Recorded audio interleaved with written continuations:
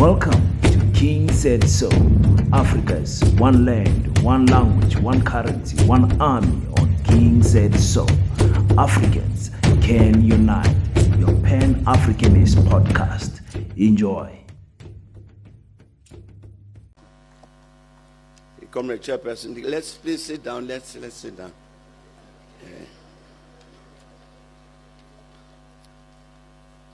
As our chairperson here, Comrade Mabusam Simang said, we got a lot of requests to speak about, to say something about South African democracy at 30 years, and then decided that no, we couldn't. If we did all of those individual interviews, it would take us 6 weeks. That rather let me do one interview, one response, and then perhaps afterwards we can then answer the many questions that people might have. But I honestly didn't know Jane Mfamadi, our host, that there would be so many people here today. But welcome to everybody.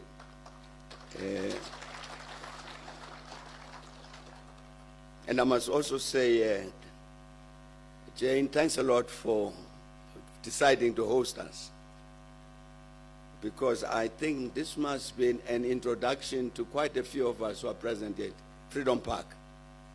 I'm sure it's an introduction to many of us who are here, because I think we've something that we have not done right. It's really because I think this is one of the major products of the last 30 years, this Freedom Park.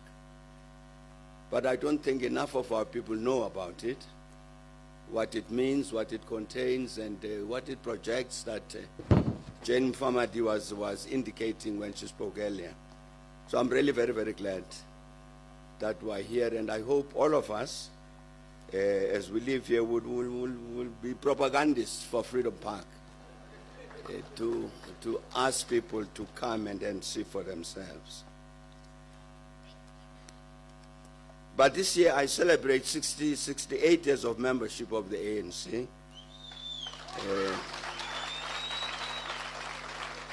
Having joined the ANC Youth League at 13 and a half years in 1956. You can therefore imagine what a difference it would make to me and others of my generation if the South Africa of today looked like the South Africa for which many sacrificed in many ways, including by losing their lives. That generation of mine includes my friend here, my colleague and my very good friend, Mabusam Simang. The ANC held a victory party at the Carlton Hotel in Johannesburg as soon as the results of our very first democratic elections in 1994 were announced. I happened to serve as the master of ceremonies that joyful evening.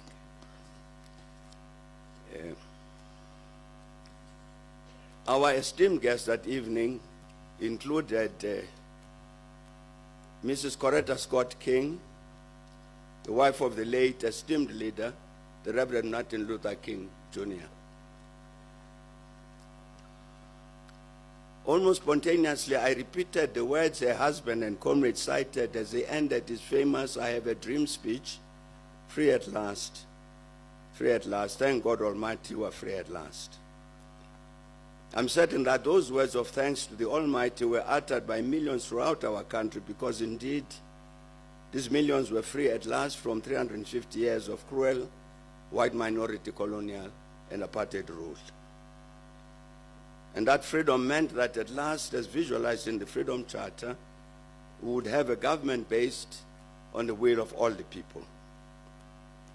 And this government would lead the protracted but historic process of bringing about the many changes, such that in time, our diverse but united nation would proclaim together, again basing themselves on the words of the Freedom Charter, that South Africa truly belongs to all who live in it, black and white. And all of us will recall that the 1994 election manifesto of the ANC was based on the Reconstruction and Development Program, the RDP. After the elections, the RDP was slightly recast and presented to Parliament by the Government of National Unity as a white paper. And among others, that white paper said, and I quote, "At the heart of the Government of National Unity is a commitment effectively to address the problems of poverty and the gross inequality evident in almost all aspects of South African society. And this can only be possible if the South African economy can be firmly placed on the path of high and sustainable growth." And of great interest, the conclusion of the white paper is headed a national consensus. And it says, and I quote, "The responsibility for the renewal and transformation of our nation is, however, not the responsibility only of the government nor of particular elected officials. It is a joint responsibility of all sections of our nation and calls on all to put their energy and creativity into finding ways of doing things better and differently," unquote. And beyond setting broad objectives, the white paper includes a very important Annexure 1. This Annexure lists 18 lead projects, all of them funded significantly by the then RDP fund, with funds actually specified in the document.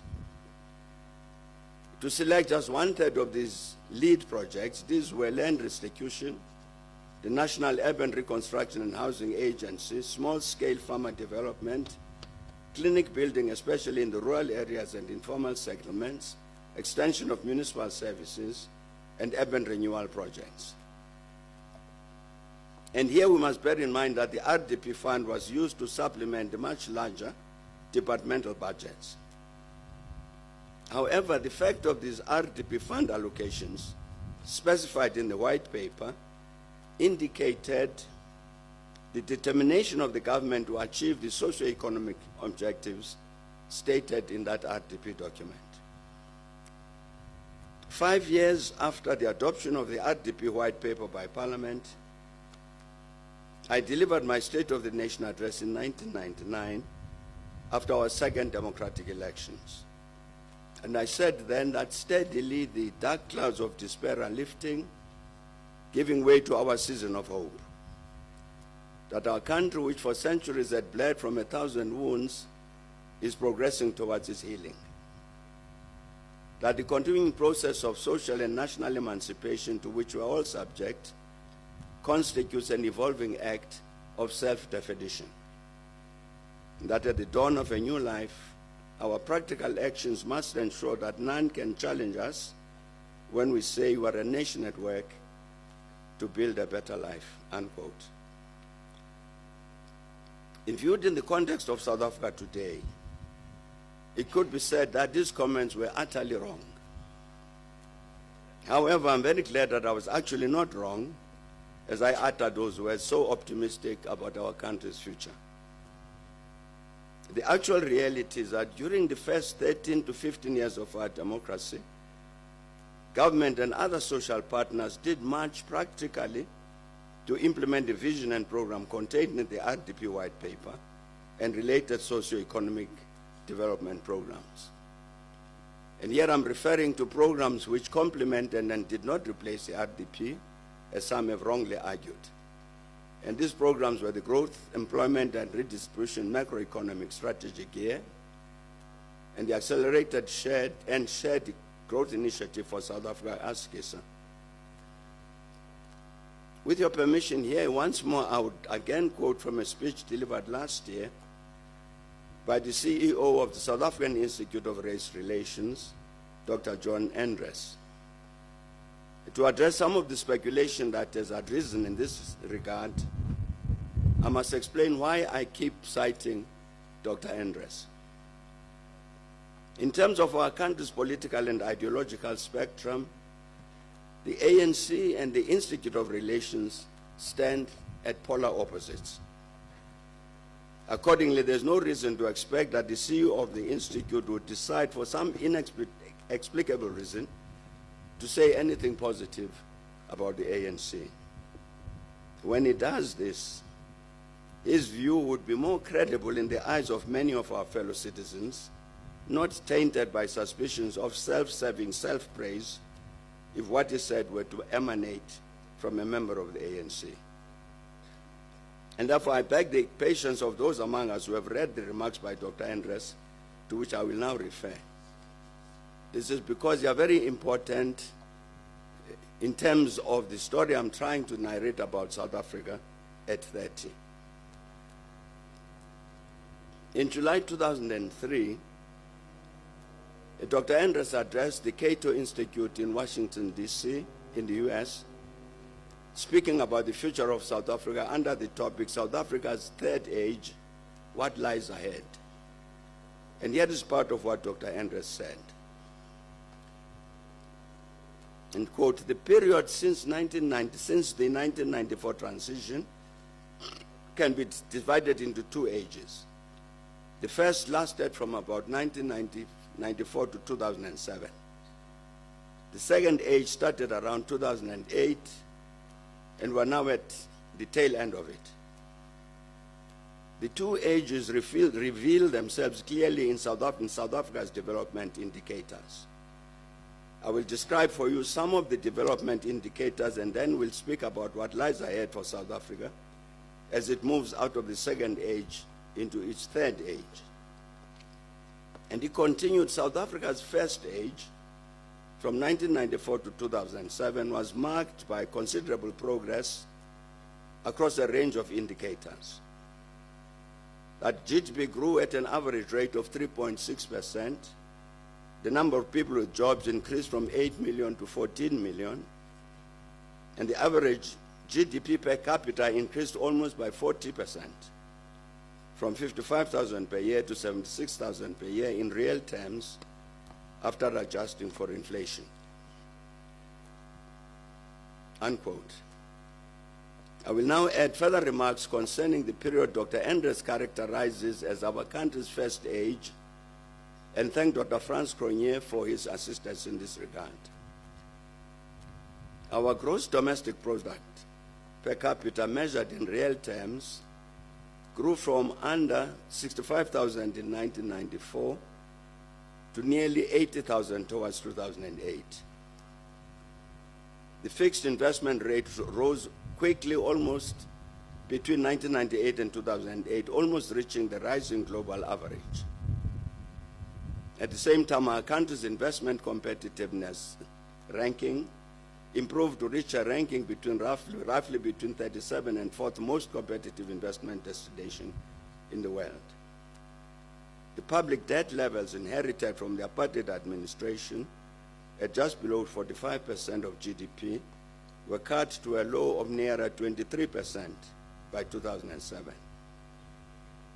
And accordingly, as interest payments were reduced, the savings were reallocated to service delivery improvements and the very necessary social protection system. And the national data in the period up to 2007 collectively marked progress in advancing living standards that would rival any other post-colonial emerging market. And using various studies, there is little doubt that substantial strides have been made in reducing poverty since 1994, whether using a money metric measurement or a multidimensional poverty measure.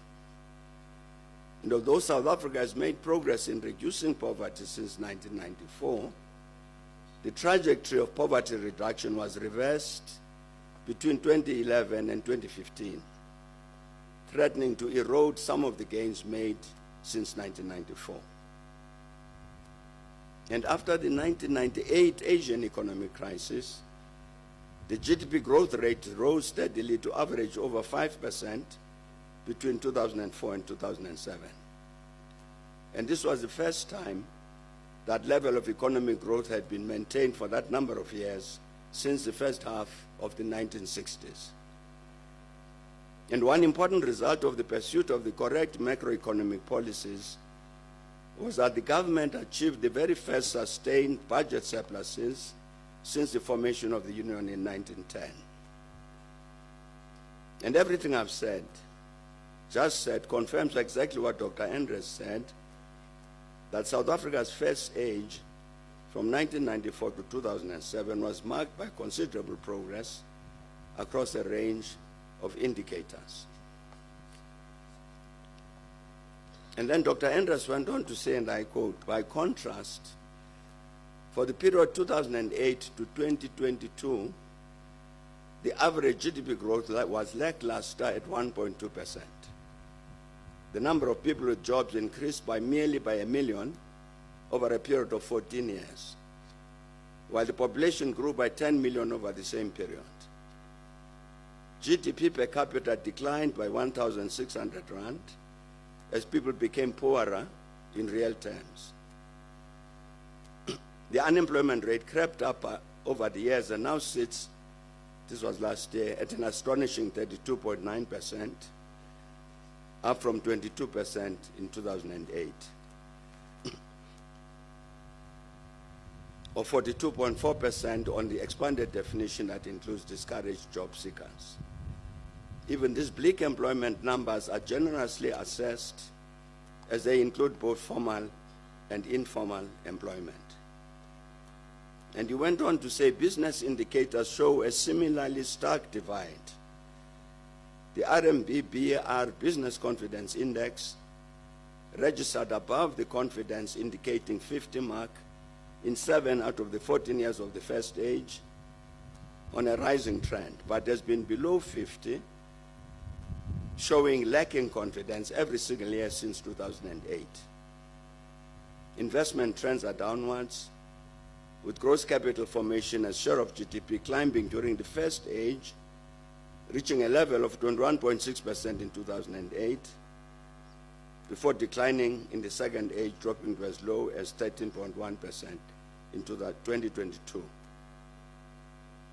This number should be around 24% for an emerging market like South Africa, and the government's 2012 National Development Plan specified a target of 30%. And it continues that the lack of investment by the private and public sector has started affecting the infrastructure that forms the backbone of the economy, of the country's economic activity. With dramatic deterioration, while dramatic deterioration is being recorded in road, rail, ports, and water infrastructure, the sector that has attracted the greatest attention is, of course, electricity generation. While the total amount of electricity produced rose from 170 terawatt hours in 1994 to 253 terawatt hours in 2007 during the first stage, an increase of 49%. It declined from there to barely 2009 terawatt hours in 2020, a drop of almost 18%, unquote. This sharp difference, I must say, colleagues, I'm sorry to have read you all of these figures. You will see that when you see the document, you will be able to manage them, to cope with all of them. But this sharp difference between Dr. Enders's ages 1 and 2 poses the question, why? An answer to this question becomes especially important because during both ages, the ANC was the major governing party. Before I deal with this important matter, I would like briefly to refer to a central issue which Dr. Enders does not discuss. And during his age 1, our country adopted 2 constitutions in 1993 and 1996.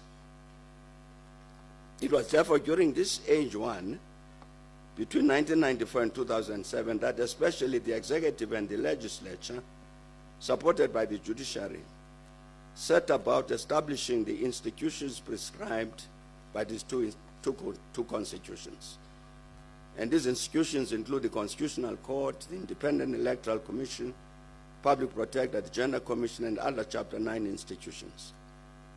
This also means that the necessary statutes were passed legally to establish these institutions. And other legislation was also approved to repeal a wide spectrum of apartheid laws and thus establish a truly democratic, non-racial, and non-sexist national statutory framework. In summary, in addition to the socio-economic progress made during Dr. Enders's age 1, we also owe to the democratic order we enjoy today to the work that was done during the same period, 1994 to 2007. This brings us back to what I said earlier. The sharp difference between Dr. Anders's ages 1 and 2 poses the question, why? And the answer to this question becomes especially important because during both ages, the ANC was a major governing party. Two important changes took place during the period 2007-2008. One economic and exogenous, and the other political and endogenous. The political change was the more important of these. During the years 2008-2009, the world economy suffered a recession as a result of the banking crisis which started in the United States in 2008 with the collapse of the major bank Lehman Brothers, which filed for bankruptcy on the 15th of September 2008. And that global crisis resulted in our country losing 1 million jobs, and the damage could have been worse. And fortunately, during this period, we're investing in infrastructure in good measure to prepare for the 2010 Soccer World Cup. In addition, were the budget surpluses which enabled government to engage in counter-cyclical measures. Other things being equal, like other emerging economies, our country could have recovered from the economic recession fairly quickly. However, other things were not equal, centrally because of the endogenous political changes to which I have referred. As recently as 2 years ago, in April 2022, the online journal Politics Web published an article by the eminent African academic and intellectual Herman Giliomee entitled "When the ANC Lost Its Brain." And this provides a clue to the political change I have mentioned. All of us are familiar with the concept of the Rooi Gevaar, which was strongly advanced by the apartheid regime and establishment. In his treatise, Afrikaner Anti-Communist History Production in South African Historiography, Wessel Visser has written that in the 1950s, Piet Meyer published a pamphlet containing a concise history of communist activity in South Africa. The cover page displayed an ominous specter of a Bolshevist looming like a giant over a Christian city in South Africa. Wielding a hammer and a sickle, the giant went about destroying the city. And Meyer illustrated how this South African Communist Party's policy was repeatedly defined and dictated by Moscow. And in his book, The Red Trap, Communism and Violence in South Africa, Chris Vermaak, a South African security police officer, asserted that a Soviet-inspired communist plot was being hatched to foster anti-apartheid sabotage, subversion, and revolution in South Africa. And he said agents of the SACP infiltrated organizations like the National Union of South African Students, the ANC, Mkhonto weSizwe, South African Congress of Trade Unions, and even the South African Jewish Board of Deputies. And according to this historiography, the objectives of the Freedom Charter, quote, carried the unmistakable stamp of communism as the SAP acted in international cohesion with Russia. And this document went on to say from the 1970s onwards, South Africa was now being perceived by the West from its strategic global position vis-à-vis Soviet and Chinese strategic intentions. And the discourse of the anti-communist publications of this period shifted accordingly from the Red Peril inside South Africa to the Soviet and Red Chinese menace and expansionism in African states bordering white South Africa. And elsewhere, Taryn Halsall and Johan Wasserman wrote that in the apartheid-era textbooks, in line with the political ideology of the National Party and within the context of the Cold War, Russia and communism was a red peril. Communism was foregrounded as a threat to especially capitalism and the white way of life. And Wessel Visser said that the average white South African, especially during the period 1974 to 84, was imbued with the psychosis of a fear of a worldwide communist threat.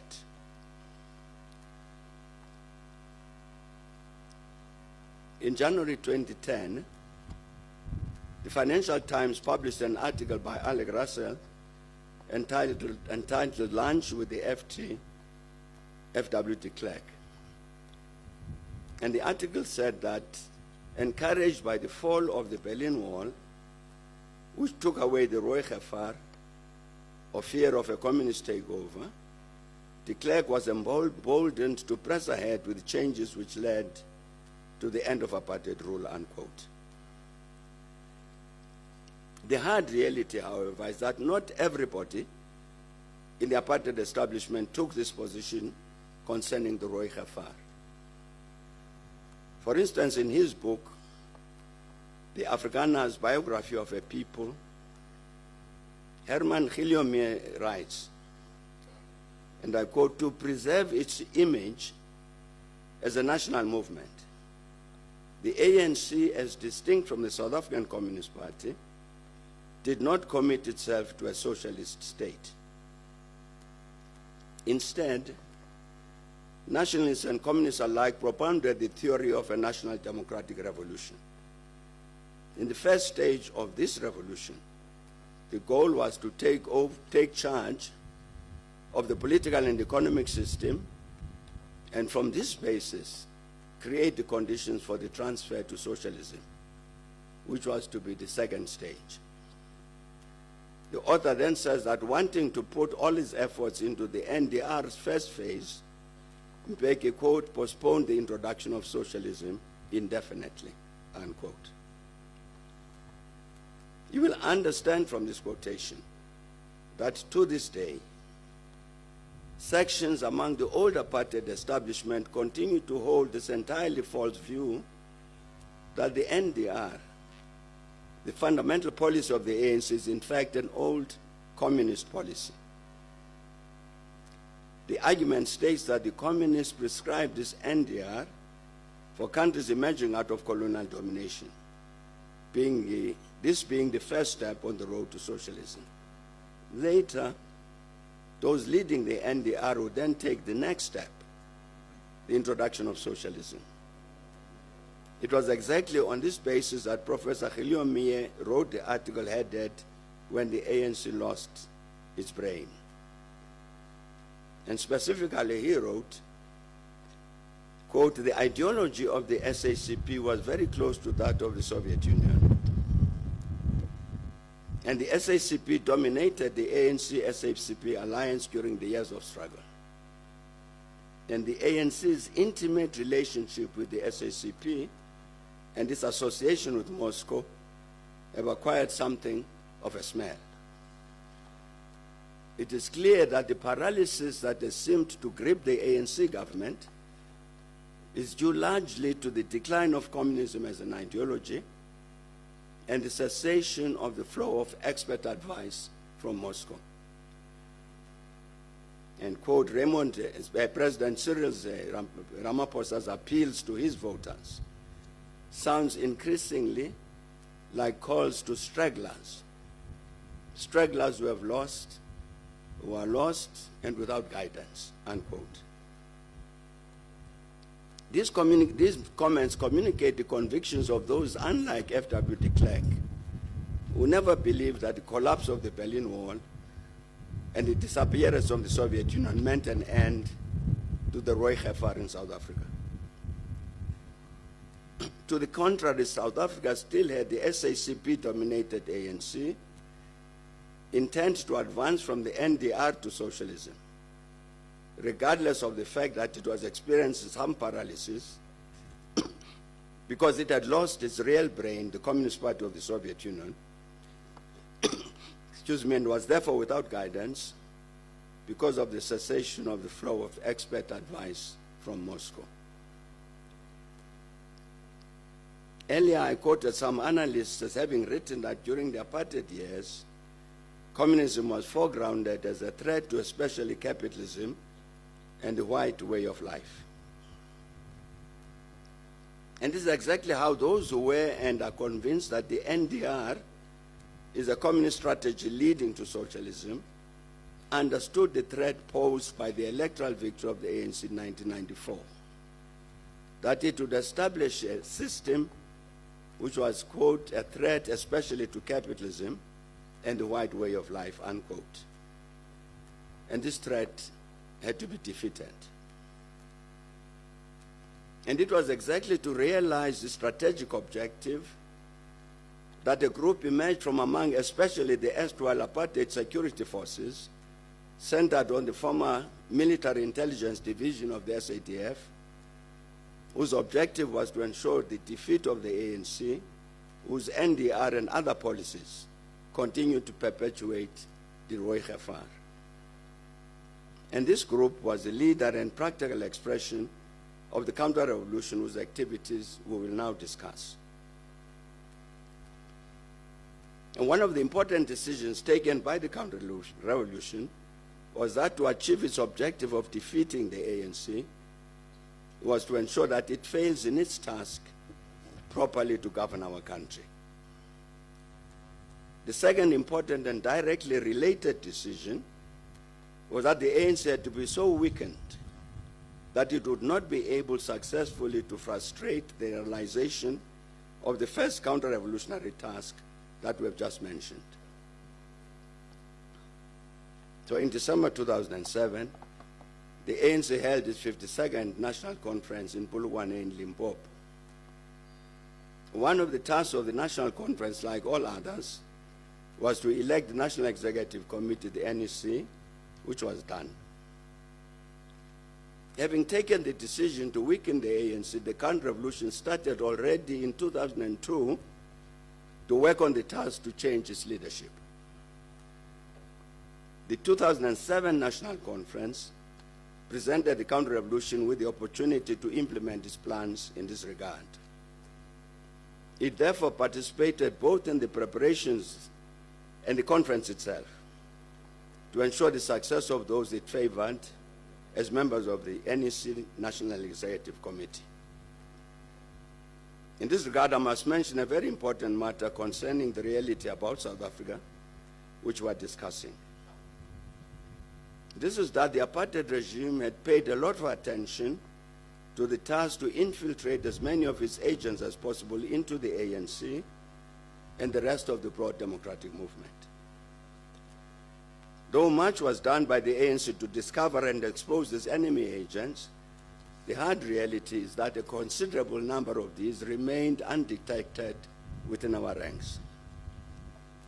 So quite early after the formation of the 1994 Government of National Unity, we approached the heads of the SADF, the Defense Force, South African Police, and the NIS, National Intelligence Service, to request that they give us a list of these agents so that we could discuss with and demobilize them. And effectively, all three services turned down our request. The counter-revolution used these agents in the ranks of the ANC to intervene in the Polokwane National Conference as it did. And later we'll return to this important matter of the place of the ANC in the context of the counter-revolution. You will recall that earlier I said that there were two reasons for the radical change between Dr. Andres' ages 1 and 2, the one economic and exogenous, and the other political and endogenous. In terms of the latter, I was referring to the change in the leadership of the ANC engineered by the counter-revolution, one of the major events during these first 30 years of our democracy. I will now discuss another important event which occurred during this 30-year period. I'd like to believe that nobody would contest the assertion that governance in any country would face serious challenges if denied access to state revenues, electricity, and a properly functioning economy. The South African Revenue Service, SARS, accounts for 95 to 98% of state revenues. From age 1 into age 2, Dr. Andres' ages, SARS outperformed itself in terms of revenue collection, with each year being better than the one before.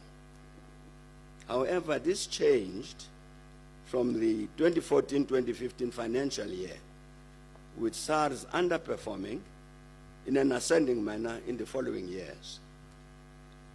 Alarmed at this development, which meant an ever-shrinking pool of state revenues, President Ramaphosa appointed a Judicial Commission of Inquiry into SARS, empowered to make the necessary recommendation to address whatever shortcomings the Commission might have unearthed. Led by Justice Robert Nugent, this became known as the Nugent Commission. It submitted its final report to the President in December 2018. To cut to the bone, the Nugent Commission made the startling finding that some people had set out to destroy SARS. And it explained in detail how this was done. And obviously, the destruction of SARS would mean the destruction of the democratic state, given its unique place in terms of the provision of state revenues. It was exactly the success of this process of destruction which had resulted in the escalating underperformance of SARS from the financial year 2014-15, which set off the alarm, obviously contrary to the wishes of those who wanted to destroy the service. And one of the things which stood out in the Nugent Commission report, was the role that the well-known U.S. business consultancy, Bain & Company, had played in planning and participating in the attempted destruction of SARS. The Commission also detailed the extensive process of consultation which had taken place between Bain and then President Jacob Zuma. President Zuma himself had appointed the Judicial Commission of Inquiry into State Capture, which was led by Justice Raymond Zondo and was therefore called the Zondo Commission. This commission also looked into SARS, building on the work already done by the Nugent Commission. And here let me quote some of what the Zondo Commission says. Quote, "The SARS evidence is a clear example of how the private sector colluded with the executive, including President Zuma, to capture an institution that was highly regarded internationally and render it ineffective. All these actions and events aimed at dismantling SARS cannot be coincidental. This is especially so in the light of the planning document which the Commission has been shown. The only feasible conclusion is that the organization was deliberately captured, and President Zuma and Mr. Moyane was the CEO of SARS, the head of SARS.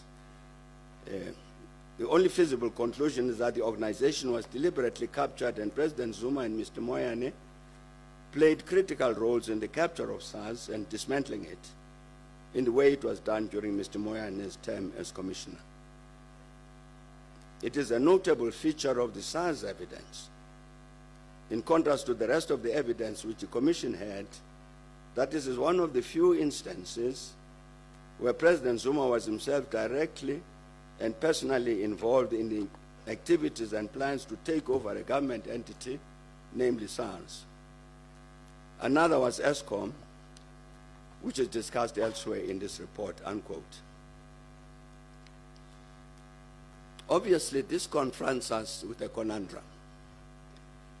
Here, according to the judicial commissions, we have a head of government who joins a process to reduce the very revenues he needs to enable the government to discharge its responsibilities, up to the point of the possible collapse of that government.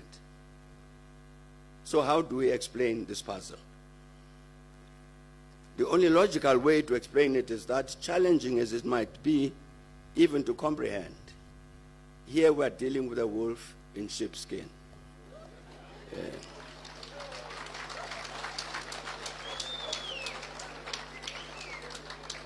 Accordingly, in terms of this, I said it's only logical way to explain it. Accordingly, in terms of this logic, the involvement of such a wolf, so to speak, in the effort to destroy SARS would not be surprising, as it would represent the discharge of its responsibilities as part of the counter-revolution. And time will tell whether this logical deduction is in fact correct. To conclude this section, it's important to note that President Ramaphosa acted on the recommendation of the News and Commission to remove the then head of SARS, Mr. Tom Moyane. He appointed a new head of SARS, Mr. Edward Kisvetter, under whose leadership the service has largely recovered the competencies it had lost under Tom Moyane.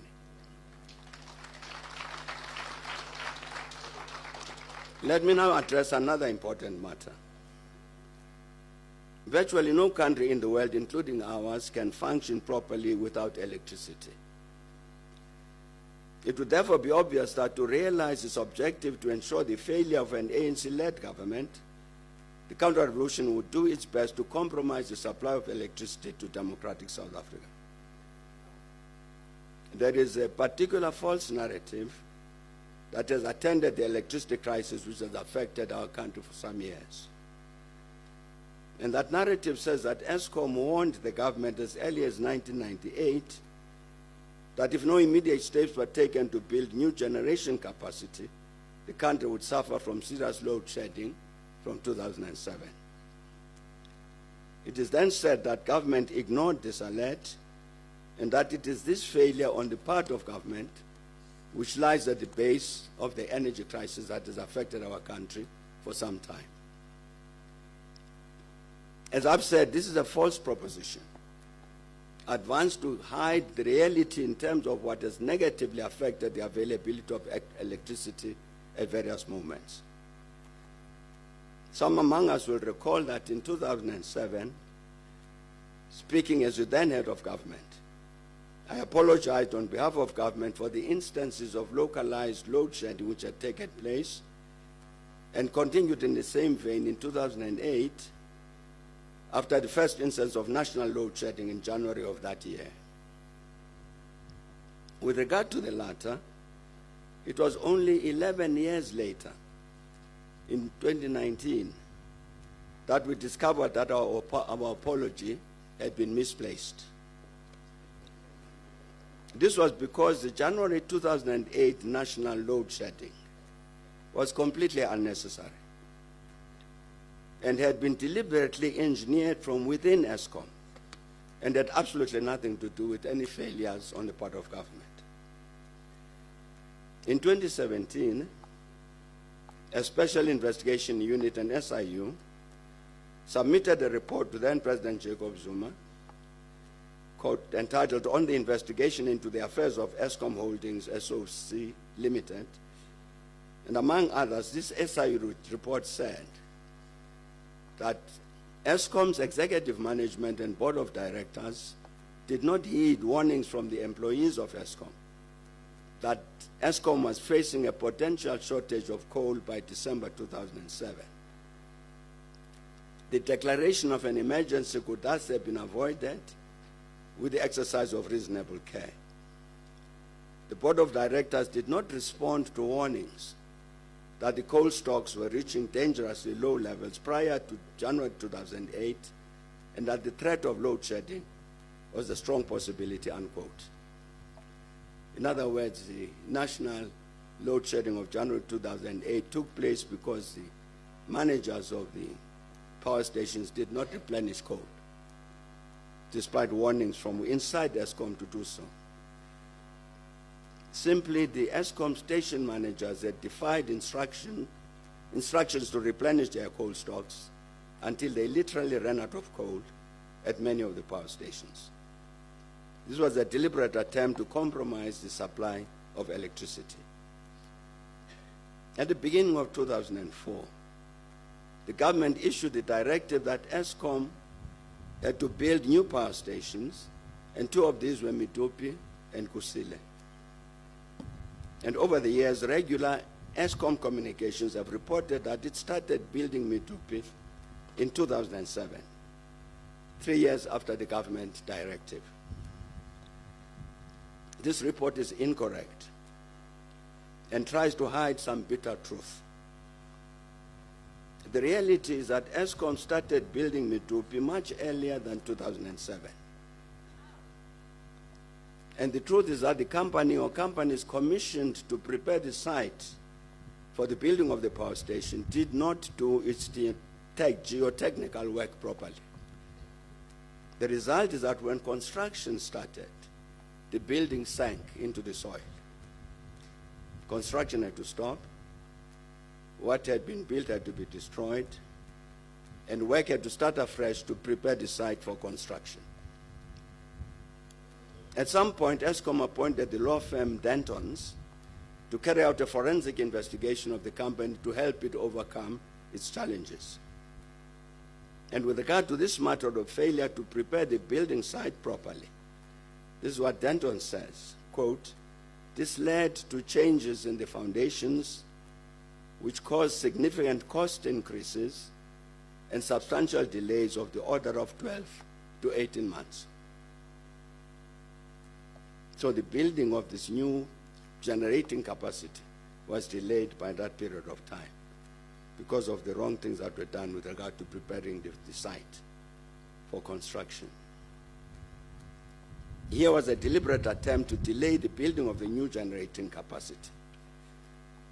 And during February 2023, last year, the then Eskom CEO, Mr. Andre de Ruyter, submitted an affidavit to the Pretoria High Court, the Gauteng High Court in Pretoria, and among others said correctly, quote, "In 2005, Eskom had not built a new power station for approximately 16 years.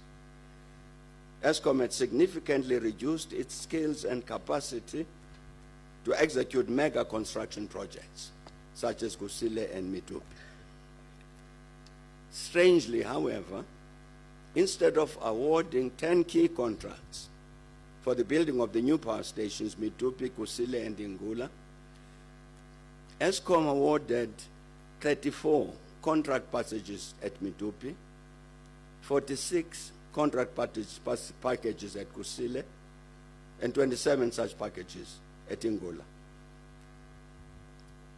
And here is what Denton said about this, I quote, "A decision was made by Eskom to execute the Medupi-Kusile projects on a multi-contract basis rather than structuring the projects on the basis of a minimum number of large contracts.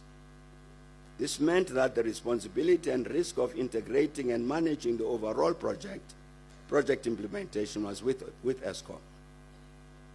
This decision, coupled with the shortage of the appropriate skills in Eskom to manage such a large complex project, contributed greatly to the new build projects being over budget and behind schedule," unquote. It was surely not difficult to foresee this negative outcome when, as Dentons put it, Eskom decided to execute the Medupi-Kusile projects on a multi-contract basis. And later I will come back to this important matter mentioned by Dentons of projects being over budget and behind schedule. If we discount the deliberately engineered 2008 national load shedding, the first national load shedding took place late in 2014 and persisted until August 2015. Largely oscillating between stages 1 and 2. This means that there was no load shedding for at least 6 years after the 2008 incident.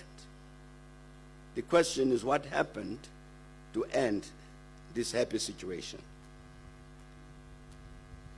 Once again, Denton answers this question, saying that Eskom had been underspending on capital expenditure to maintain its generating equipment since 1999 to 2000.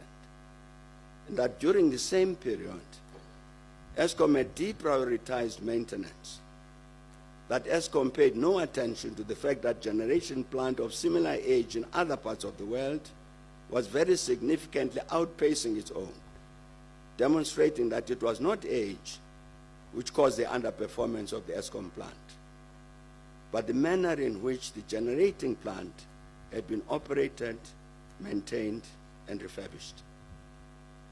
That was Denton's. And the Eskom engineers knew very well that failure to do the right thing about the maintenance and refurbishment of generating plant would result in power failure.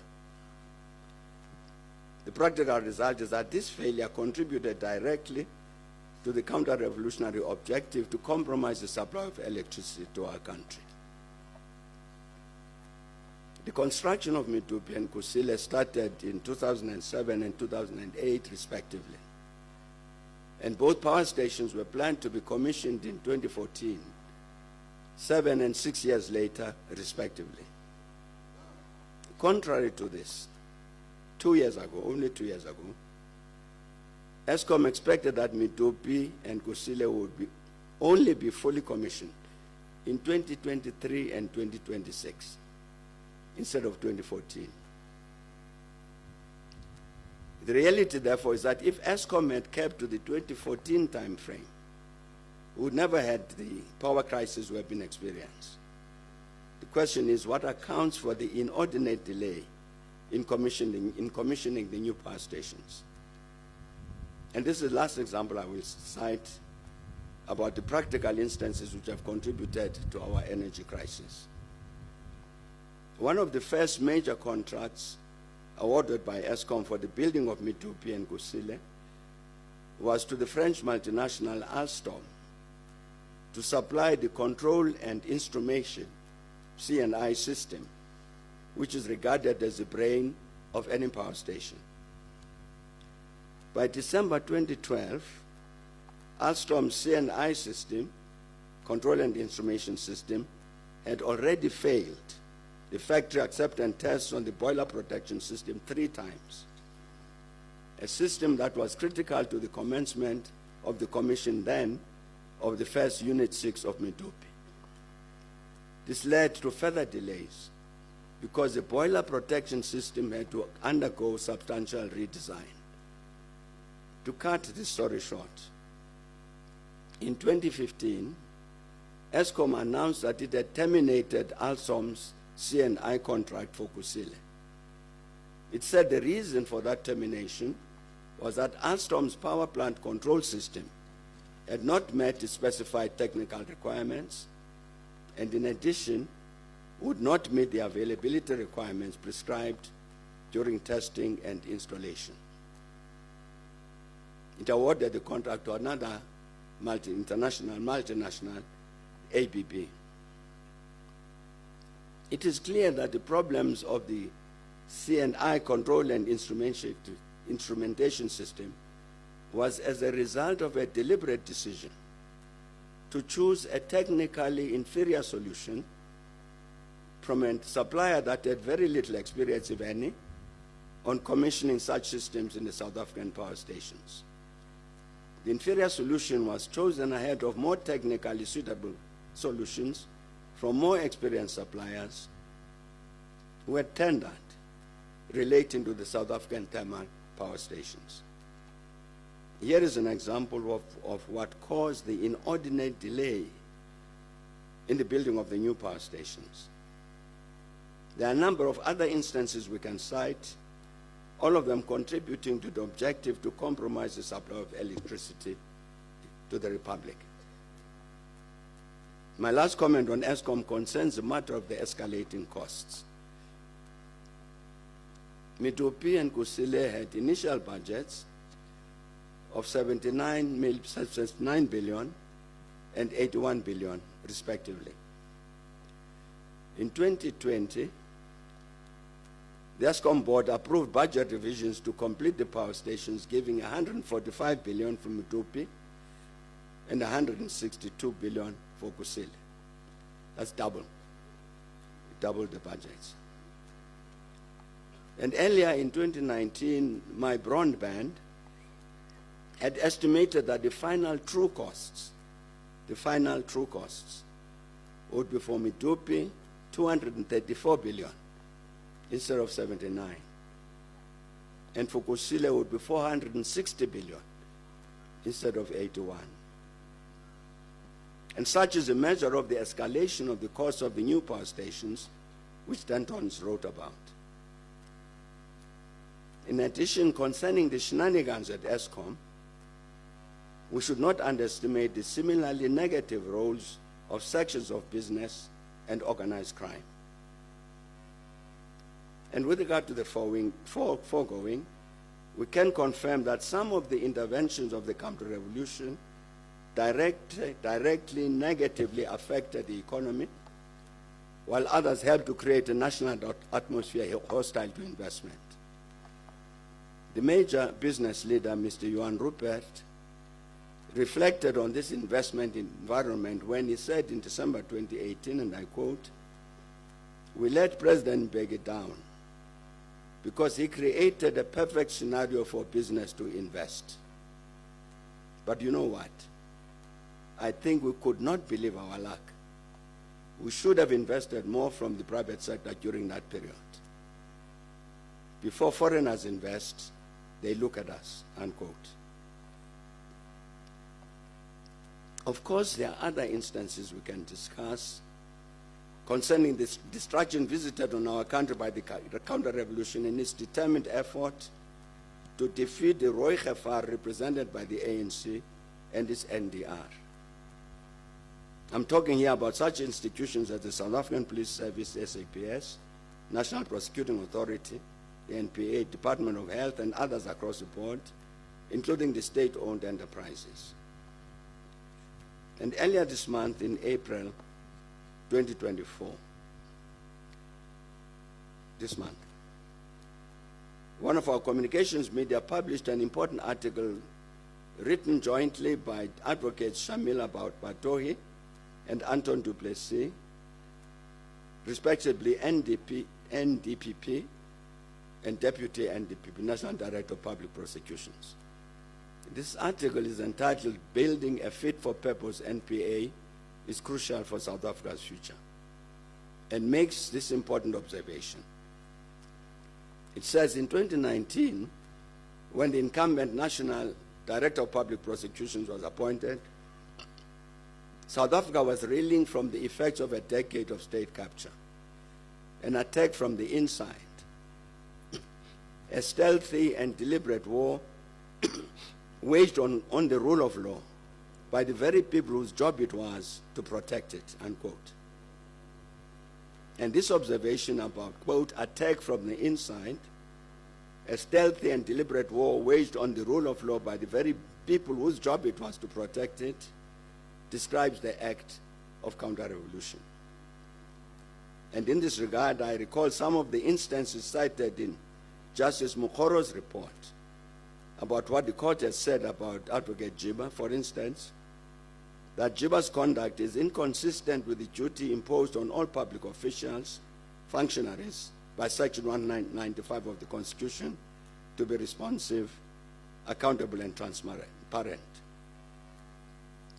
And that Jiba's stance is technically formalistic and aimed solely at shielding the illegal and rational decisions from judicial scrutiny, unquote. And the minority judgment of the Supreme Court of Appeal about Advocate Mkhwebi, also a member of the NPA, said, and I quote, "Mkhwebi lied about the events of both 5 and 9 December 2011 and abused his position. Not only has Mkhwebi shown himself to be seriously lacking in integrity, but has failed in these proceedings to take the court into his confidence and fully explain his actions. All of this hallmarks him as a person unfit to practice as an advocate," unquote. It is clear that whatever their own intentions, the wrong things which advocates Jiba and Mkhwebi did as members of the NPA served the purposes, the objectives of the counter-revolution.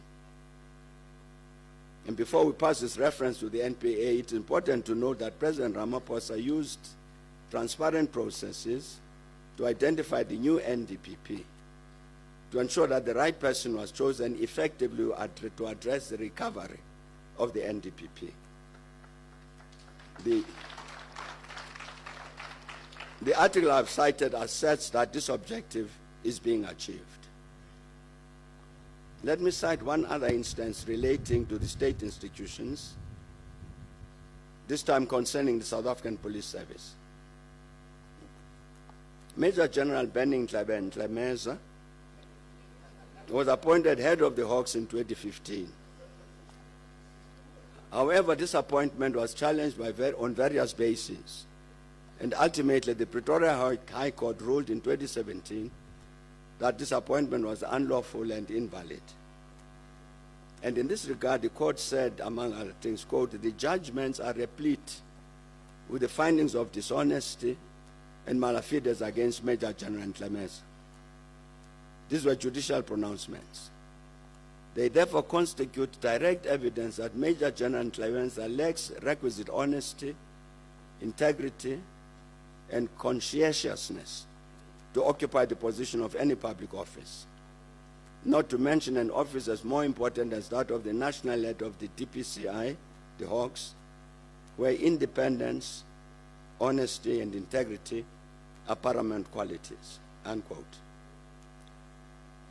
It can therefore reasonably be argued that part of the process of disabling the SAPS by the counter-revolution would be the placement in positions of authority of such officers as Ntlemeza. Before I conclude my remarks about the specific role of the counter-revolution, I must cite what the former deputy head of the apartheid South African Army, General Roland de Vries, said recently about the mayhem which took place in July 2021, largely in KZN and in Gauteng. And during an interview earlier this month, General de Vries was asked a question about what would happen in a situation where the state loses control of the stability of this country. And here is part of what he said. Quote, "In a sense, I would like to relate that to what happened in KZN in July 2021. On the 11th and 12th of July, if I can remember correctly, after Zuma was incarcerated, KZN started burning overnight. And brand new Range Rovers and BMWs without number plates, and people dressed in red T-shirts and caps just driving into the rural areas and the cities. And the plundering started overnight. And it was, to my mind, a well-orchestrated revolutionary threat which materialized as if by signal, as if by magic. Because he says it was, to my mind, a well-orchestrated revolutionary threat. I think it's counter-revolutionary threat, which materialized as if by signal, as if by magic. My question is, what is the capacity of the present government to contain a serious threat if security and stability are threatened? And the general says the government and the police don't have control over the security situation in our country, unquote. It was important that General de Vries made these observations about the destructive and criminal events of July 21, because they confirmed the estimates some had made about the deadly events of July 2021, that these constituted a practical exercise by the counter-revolution to test its ability to destabilize the country. And this is exactly why General de Vries expressed his concern about the capacity of the present government to contain a serious threat if security and stability were threatened. I can cite other examples illustrating the damage caused by the counter-revolution in the public sector. However, I believe that what I've said so far will suffice. I must also speak about the critically important decision adopted by the last two ANC national conferences that the ANC must renew itself as an absolute and urgent priority and for its very survival. the ANC conferences took this position as an acknowledgement that the organization itself was not in good health. And has been said repeatedly, essentially during the years since it assumed state power, the ANC has drawn into its ranks people who were only interested in getting into positions of power in government and abusing those positions for self-enrichment at all costs. And in time, some of those older members of the organization also adopted this stance. This represented a serious corrosion in the quality of some of the members of the ANC, leading to abhorrent behavior, such as embezzlement of public funds and other forms of corruption. And of course, we're talking here about a governing party. Therefore, it was inevitable that those who ended up in positions of state authority without the value system which was fundamental to the ANC would engage in activities directly opposed to the objective to serve the people. It would therefore be dishonest not to mention that some of the negative developments during our country's governance during the past 30 years were a result of negative actions taken by members of the ANC. Fortunately, the ANC itself has recognized the validity of the observation I've just made. In its latest and very important policy statement, the 2024 election manifesto, it makes some important and relevant commitments. Among others, it says, and I quote, "We admit we made mistakes as the ANC, with some members and leaders undermining institutes of the democratic state and advancing selfish personal interests. We are now raising the intellectual capacity and enhancing the moral and ethical orientation of our membership. And the living embodiment of a renewed ANC will be members who show exemplary conduct in society by upholding the core values and principles of selfless public service, discipline, and integrity," unquote. The manifesto goes on to make other commitments about such important matters as strengthening the links between government at all levels and the people, ensuring that the ANC public representatives and employees are held accountable for the basic services to communities, about strengthening investigation and prosecution capabilities, conducting rigorous lifestyle audits and improving vetting procedures, ensuring that there are severe consequences for corrupt activities. And they make a commitment to building a capable, developmental and ethical state led by honest, dedicated, and capable leaders. During the 30-year period we are discussing, the ANC has remained the single largest party, and I believe that whatever the outcome of the forthcoming elections, the ANC will still remain the largest political formation in our country as we begin our next 30-year period. This reality emphasizes the point that the ANC has an obligation truly to be guided by the principles of Batupili, whatever role it plays in the public domain, and that ways and means have to be made to make it genuinely accountable in this regard. And this is why I've tried to detail the commitments of the ANC has made in its election manifesto with regard to the vitally important area of governance.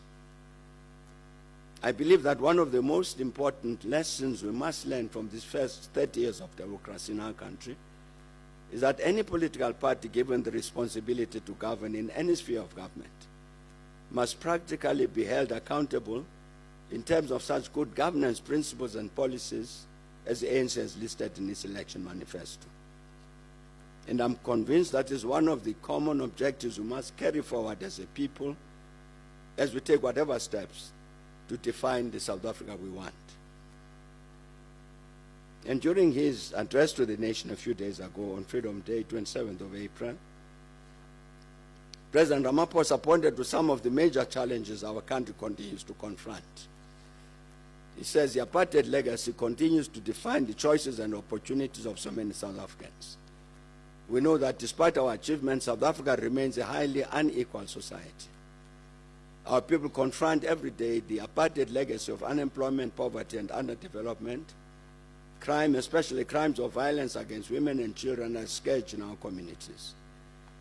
Despite great progress, many households do not have electricity or clean water. There are still many families that go hungry. There's a huge divide between the rich and the poor. We see this divide in access to health care, in access to safe transport, and proximity to services and work opportunities. At times, it seems that these challenges threaten to undermine the achievements we've made over the past 30 years, unquote. And without doubt, the President was very correct in the observations he made. Something must be done. My papers are stuck. Something must be done to address these challenges, because we cannot afford that they continue to define our country. At the same time, our combined efforts must continue to focus on nation building, national and social cohesion. The South Africa which, as visualized in our Constitution, truly belongs to all who live in it, united in our diversity. We must build and entrench strong ethical foundations, which must make a critical contribution to the task to end scourges of lawlessness, violence against the person, including gender-based violence, as well as a pernicious individualism, which leads to looting, to corruption, and all manner of criminal abuse. And therefore, we must achieve a correct definition of our place in the world, so that once more we re-emerge as steadfast champions of Africa's renaissance and co-architects of the global human family, visualized in Agenda 2030 and Agenda 2063, in which no one is left behind. There are three messages I would request that we take with us arising from everything I've said. The first of these is that the charge that some make repeatedly, that the last 30 years of our democracy have been a disastrous period for our country and people, is entirely false and serves ignoble purposes. Rather, the achievements realized as a result of the efforts of our people as a whole during the first 13 to 15 years of our democracy demonstrate this vitally important consideration, that together we have the capacity to take this country to great heights. More than this, it makes the statement that regardless of our situation today, we will certainly enter into a new beginning, to resume the labor of love once more, to build a winning nation, a people-centered and caring society. The second message is that the quality of leadership we elect to govern our country is of critical importance to the very survival and healthy development of democratic rule and governance, for which many of our people sacrifice their lives. This means that as we begin our journey into the next 3 decades of our democracy, we must elaborate the processes whereby we ensure that those who govern us abide by specified principles and practices of good governance, which must be binding on a non-partisan basis. This would condemn to the dustbin the notion and conduct according to which the fact of a numerical majority leads to a conclusion that this rewards a majority party with the freedom to engage in any government practices of its choice. My third and last message is that at the heart of many of the problems our country faces lies the brute reality of a counter-revolutionary intervention which began some years ago. And whereas the central objective of that counter-revolution was to defeat the ANC and its NDR program, its intervention has caused enormous damage to the country as a whole and visited much suffering to millions of our people.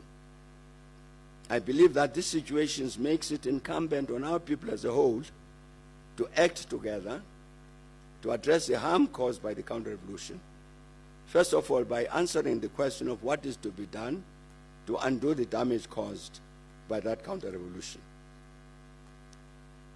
In his Freedom Day address, President Ramaphosa said, quote, "We know that if we work together, if we harness the same spirit of unity that we did in 1994, we will surely overcome the challenges that he had mentioned." And history shows, he says, that by working together in pursuit of a common goal, we will succeed. We believe in a better tomorrow, and it is within our hands to shape our collective destiny, unquote.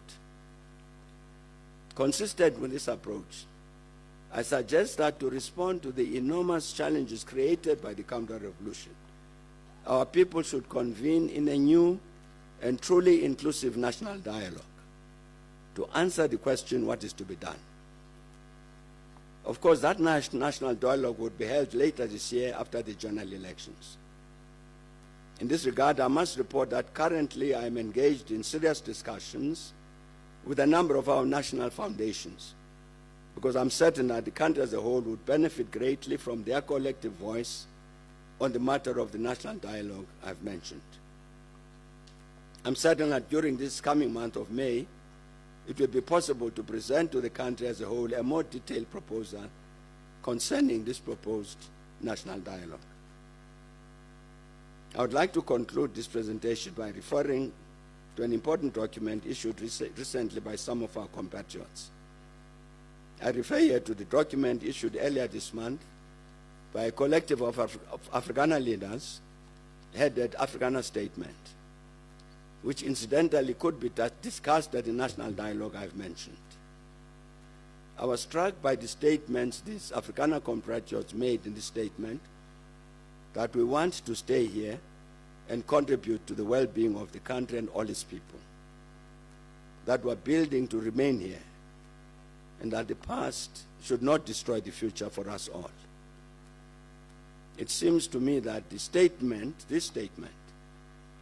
communicates a vitally important commitment I trust all of us share, that together we must contribute to the well-being of the country and all its people.